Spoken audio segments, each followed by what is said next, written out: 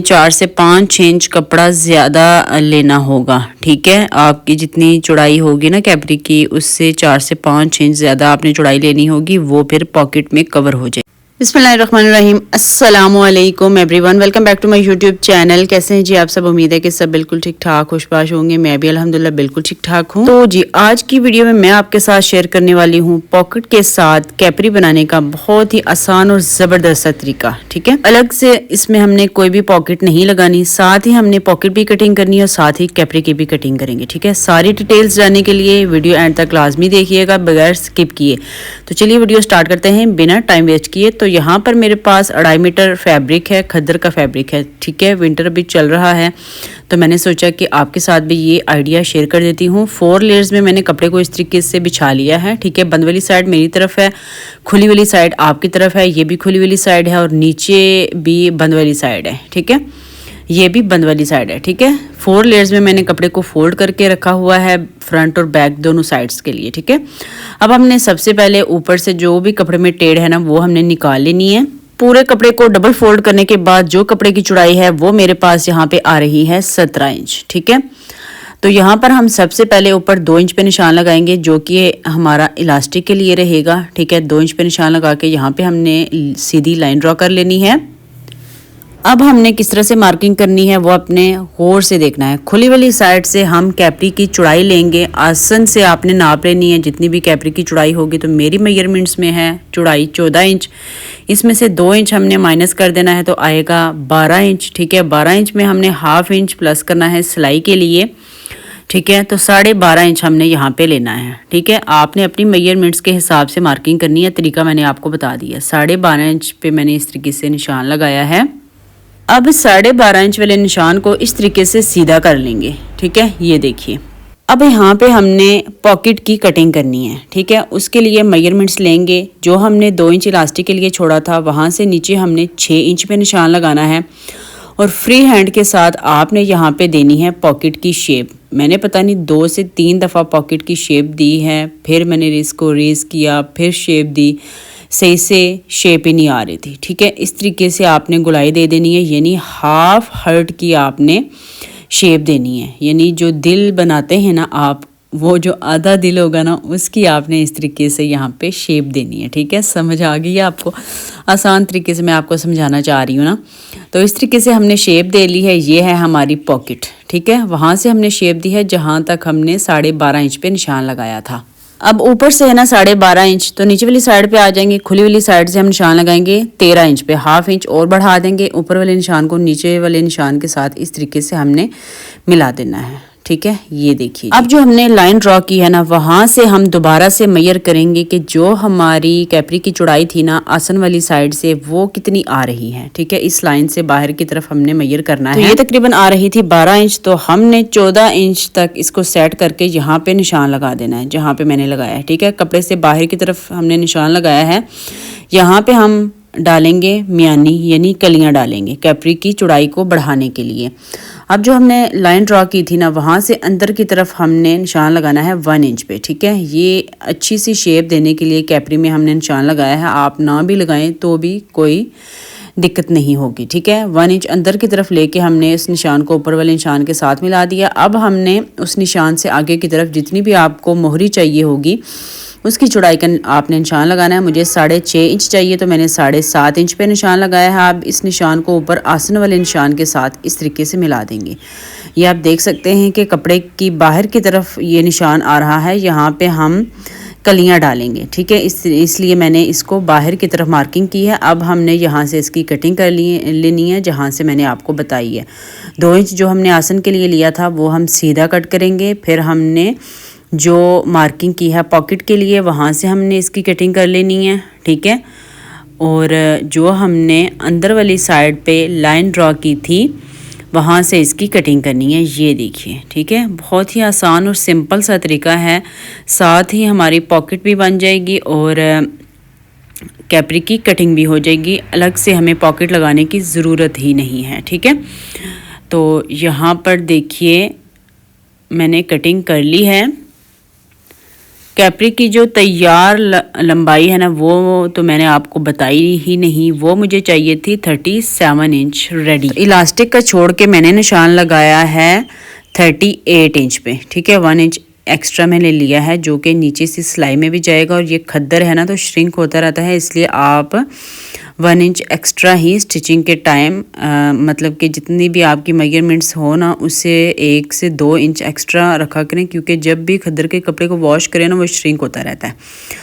तो यहाँ पर हमारी कैपरी की कटिंग हो चुकी है कंप्लीट, सॉरी कंप्लीट नहीं हुई अभी हम कलियाँ डालेंगे क्योंकि चौड़ाई हमारे पास कम है, हमने पॉकेट कटिंग कर दी है साथ ही।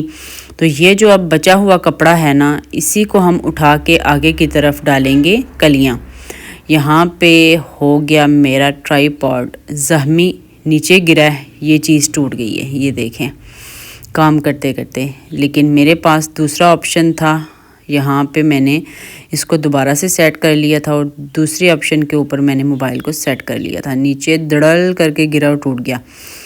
चलें जी, यहाँ पर कटिंग हो चुकी है ना। अब ये जो कपड़ा है ना इस कपड़े से हम डालेंगे कलियाँ। ये 4 लेयर्स में ही है हमारे पास, तो 4 कलियाँ ही यहाँ पर आएंगी। इस कपड़े को हमने आगे की तरफ सेट किया। अब यहाँ से हम कैपरी की चौड़ाई का निशान लगाएंगे। पहले हमने आसन का निशान लगाना है जो कि हमें 14 इंच चाहिए, तो हमने 16 इंच पे निशान लगाया और चौड़ाई हमने ली यहाँ पे 15 इंच, क्योंकि सिलाई में भी ये जाएगा और उसी शेप में हमने इसको आसन की सिलाई के साथ, आसन वाले निशान के साथ मिला दिया। अब ऊपर से हमने लेना है 13 इंच, नीचे से हमने 15 इंच लिया, 2 इंच कम करके ऊपर 13 इंच के साथ इसको मिला देना है और यहाँ से इसकी हमने कर लेनी है कटिंग, ठीक है। 2 इंच हमेशा ऊपर कम ही लिया जाता है, जितनी हमारी आसन से चौड़ाई होती है ना उससे 2 इंच ऊपर कम लेके तो इसकी कटिंग की जाती है। इस तरह से ऊपर की तरफ जो है ना ज़्यादा झोल नहीं पड़ता। ये कटिंग आप ना भी करें तो भी कोई नहीं है, लेकिन कर लें तो अच्छा है, फिर ज़्यादा उसमें झोल नहीं आता पहनने के बाद ट्राउज़र में, ठीक है। तो यहाँ पर हमारी कैपरी की कटिंग हो चुकी है कंप्लीट। कलियों की जो बंद वाली साइड है वहाँ से भी इनकी कटिंग कर लेंगे।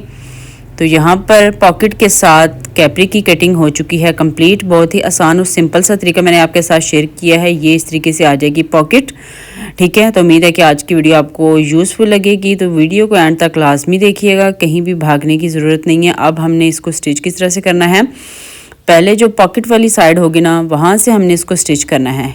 यहाँ से सिलाई स्टार्ट करेंगे, यहाँ से यहाँ तक, ठीक है। दोनों साइड्स को हमने इसी तरीके से स्टिच कर लेना है। तो अब हम चलते हैं अपनी स्टिचिंग मशीन के ऊपर। तो यहाँ पर मैं आ गई हूँ अपनी स्टिचिंग मशीन के ऊपर। तो ये देखिए जी, पॉकेट वाली साइड से हम इसको सिलना स्टार्ट करेंगे। इसको सीना बहुत ही ज़्यादा आसान और सिंपल है, ठीक है।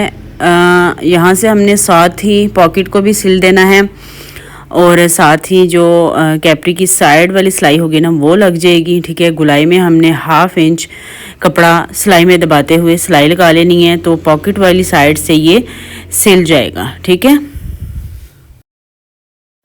तो देखिए जी, सिलाई लगाने के बाद मैं इसको खोलूंगी।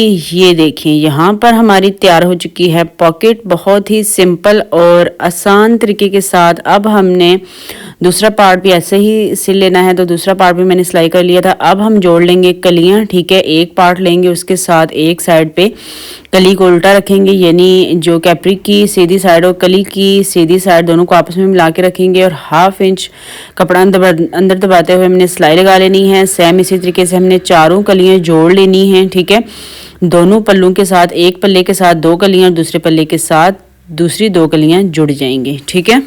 तो चारों कलियां जोड़ने के बाद अब हमने लगा लेनी है आसन वाली सिलाई। दोनों कलियों को इस तरीके से आपस में जोड़ेंगे, यहाँ पर लगेगी आसन वाली सिलाई, ठीक है। यहाँ पे भी हमने 1/2 इंच कपड़ा अंदर दबाना है सिलाई में और सिलाई लगा लेनी है। एक तरफ आसन की सिलाई लगाने के बाद दूसरी तरफ भी हमने आसन में सिलाई लगा लेनी है। दोनों की सीधी साइड अंदर की तरफ रखेंगे, उल्टी साइड बाहर की तरफ है। 1/2 इंच कपड़ा अंदर दबाएंगे और यहाँ पे भी हमने सिलाई लगा लेनी है आसन वाली, ठीक है। तो यहाँ पे आसन वाली सिलाई भी लग चुकी है। ये देखिए इसकी लुक कुछ इस तरह से आ गई है। अब हमने क्या करना है, जो नीचे हमने मोहरी बनाई थी उसकी हमने फिनिशिंग देनी है उसको। तो उसको फिनिशिंग देने के लिए मैंने यहाँ पे 2 पट्टियाँ कट कर ली हैं। एक पट्टी एक मोहरी के लिए, दूसरी पट्टी दूसरी मोहरी के लिए। इस पट्टी में एक तरफ कन्नी वाली साइड थी, तो कन्नी वाली साइड मैंने एक तरफ रखी, दूसरी वाली साइड मैंने मोहरी के साथ जोड़ के रखी। दोनों की सीधी साइड अंदर की तरफ रखेंगे और यहाँ पे 1/2 इंच कपड़ा अंदर दबाते हुए सिलाई लगा लेंगे, ठीक है।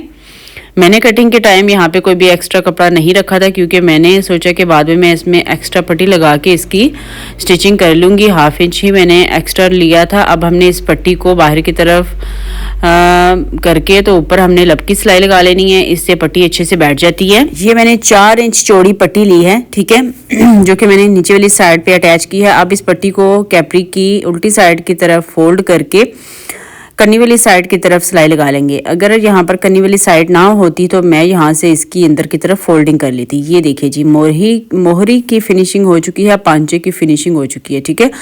दोनों पांचों को मैंने तैयार कर लिया है पट्टी लगा के। अब हमने क्या करना है, अब हमने ऊपर इलास्टिक के लिए सिलाई लगानी है, ठीक है। जहाँ पे हमने कलियां जोड़ी थी ना, उन दोनों को हमने एक साइड पे कर देना है। जो आसन वाली सिलाई होगी उसको हमने इस तरीके से खोल लेना है, ठीक है। ये देखिए, अब हमने इसको हल्का सा फोल्ड करके पहले एक सिलाई लगानी है, ठीक है। फिर हम इसकी डबल फोल्डिंग करेंगे, यानी इलास्टिक होल बनाएंगे, ठीक है।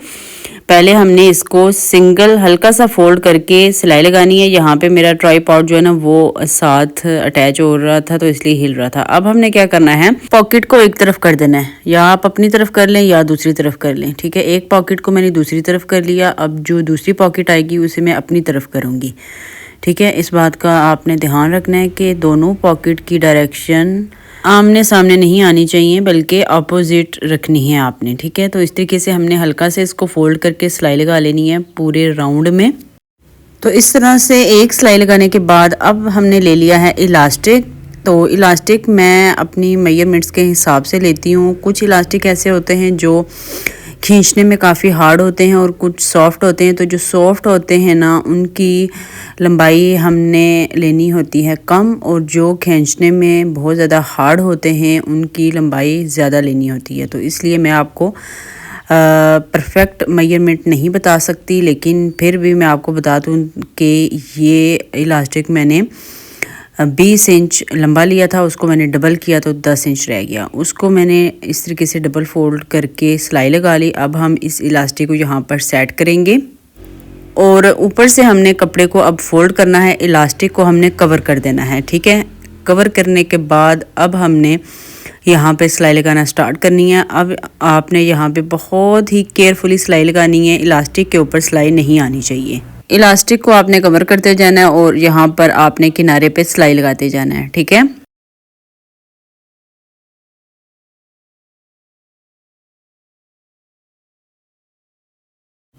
अब जहाँ पे आपका इलास्टिक कम हो जाएगा वहाँ से आपने पकड़ के इसको इस तरीके से खींचना है, बाहर निकाल लेना है और आगे आपने सिलाई को कंटिन्यू करना है। यहाँ पे धागा टूट गया था, धागा टूट जाए तो बड़ी ही कोफ्त हो जाती है, तो धागा हम दोबारा से डाल लेते हैं और दोबारा से हम सिलाई को कंटिन्यू करेंगे। इलास्टिक के ऊपर सिलाई बिल्कुल नहीं आनी चाहिए, बिल्कुल किनारे पे आपने सिलाई लगानी है। साथ साथ आपने इलास्टिक को खींचते जाना है और पूरे राउंड में आपने इलास्टिक को कवर कर देना है, ठीक है। तो जी यहाँ पे हमने इलास्टिक डाल लिया है बहुत ही आसान तरीके के साथ, ठीक है। ये बहुत ही आसान तरीका है इलास्टिक डालने का। अब हमने इसको पूरा खींच लेना है इस तरीके से, ताकि चुन्नट हमारी जो है ना बिल्कुल बराबर हो जाए, ठीक है। अब हमने इस पे एक सिलाई लगानी है, बिल्कुल सेंटर में रख के हमने सिलाई लगानी है ताकि इलास्टिक फोल्ड ना हो, ठीक है। जब हम इसको पहने तो इजीली पहन सकें। फ्रंट साइड से भी और बैक साइड से भी खींचते जाएंगे इस तरीके से, सेंटर में सिलाई लगाते जाएंगे, ठीक है। खींचना आपने लाजमी है, क्योंकि आप खींचेंगे नहीं तो इलास्टिक जो है ना जमा रहेगा एक ही जगह पे और ये फिर खुलेगा नहीं जब हम इसको पहनेंगे। तो इसलिए आपने दोनों साइड से इसको खींच के सिलाई लगा देनी है। तो यहाँ पर हमारी सिलाई लग चुकी है, तो हमारा जो कैपरी है पॉकेट के साथ रेडी हो चुका है। अब मैं इसको कर लूँगी फिटिंग की सिलाई, इसमें लगा लेंगे 6.5 पांचे की चौड़ाई रखते हुए 6.5 इंच के हिसाब से मैंने यहाँ पे फिटिंग की सिलाई लगा ली। एक तरफ सिलाई हम आसन तक लेके आएंगे, फिर हम दूसरी सिलाई दोबारा से दूसरी साइड से यानी मोहरी वाली साइड से हम स्टार्ट करेंगे। यहाँ से हमने सिलाई को बाहर निकाल लेना है। तो अब मैं आपको इसकी फाइनल लुक दिखा रही हूँ। तो ये है जी हमारी कैपरी की फाइनल लुक। देखिए आप, बहुत ही सिंपल सी मैंने कैपरी बनाई है, लेकिन इसमें मेन बात है पॉकेट की, जो कि मैंने साथ ही कटिंग की है। बहुत ही ज़बरदस्त आइडिया है, आप इसको लाजमी ट्राई कीजिएगा, कोई भी मुश्किल नहीं है। और आपने ये ध्यान रखना है कि आपने जो है ना, ये देखिए मैंने आपको मोबाइल डाल के पॉकेट में तो दिखा दिया है। आपने ये ध्यान रखना है कि आपने 4 से 5 इंच कपड़ा ज्यादा लेना होगा, ठीक है। आपकी जितनी चौड़ाई होगी ना कैपरी की, उससे 4 से 5 इंच ज्यादा आपने चौड़ाई लेनी होगी, वो फिर पॉकेट में कवर हो जाएगी, ठीक है। यहाँ पे मेन काम जो है ना वो कटिंग का ही था, जो कि मैंने आपको डिटेल में बताया है। उम्मीद है कि आपको समझ आ गई होगी। सिलाई इसकी बिल्कुल सिंपल थी। तो उम्मीद है कि आज की वीडियो आपको पसंद आई होगी। अगर वीडियो अच्छी लगी हो तो प्लीज लाइक एंड शेयर करना मत भूलिएगा। आज की वीडियो बस यहीं तक मिलेंगे अपनी नेक्स्ट वीडियो में। नेक्स्ट वीडियो में मैं इस कैपरी के साथ जो मैंने शर्ट सिलाई की है उसकी वीडियो आपके साथ शेयर करूंगी। तो स्टे ट्यून। दुआ में याद रखिएगा, अपना बहुत सारा ख्याल रखिएगा। अल्लाह हाफिज, फी अमान अल्लाह।